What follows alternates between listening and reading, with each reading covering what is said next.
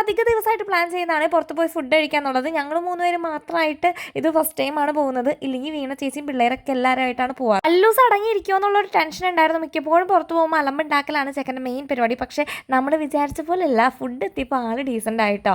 ഇപ്പോൾ ബിരിയാണിന്ന് മാറി കുഴിമന്തി നമ്മുടെ ഒരു വികാരമായി മാറിക്കൊണ്ടിരിക്കുകയാണ്. മന്തി കഴിച്ച് മടുത്തു, എന്തെങ്കിലും വെറൈറ്റി ആയിട്ട് പിടിക്കാമെന്ന് വിചാരിച്ചിട്ടാണ് വീട്ടിൽ നിന്ന് ഇറങ്ങുക. റെസ്റ്റോറൻറ്റ് എത്തിക്കഴിയുമ്പോൾ വിധം മാറും. അങ്ങോട്ടും ഇങ്ങോട്ടും ചോദിച്ചും പറഞ്ഞ് വന്ന് കഴിയുമ്പോഴത്തേക്കാളും മന്തി തന്നെയാട്ടോ അവസാനിക്കുക. ഈ പ്രാവശ്യം റിബ് മന്തി കഴിക്കാനാണ് പോയതെങ്കിലും അവിടെ ഉണ്ടായിരുന്നില്ല കേട്ടോ. അത് കാരണം ഹണി മന്തിയും പെരി പെരി മന്തിയാണ് ഓർഡർ ചെയ്തത്. ഹണി അല്ലൂസിന് വേണ്ടിയിട്ടാട്ടോ.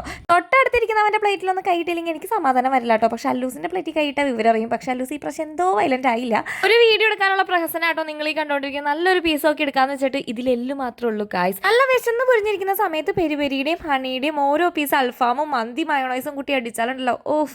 വായിൽ കപ്പലോടുന്ന ചേട്ടന്മാരൊക്കെ ഒന്ന് വേഗം സബ്സ്ക്രൈബ് ചെയ്ത് സപ്പോർട്ട് ചെയ്തേ. അപ്പം നാളെ കാണാം. വീഡിയോ ഇഷ്ടമായെങ്കിൽ ഒന്ന് ലൈക്ക് ചെയ്യാൻ മറക്കരുത്. അപ്പം അത്രയുള്ളൂ.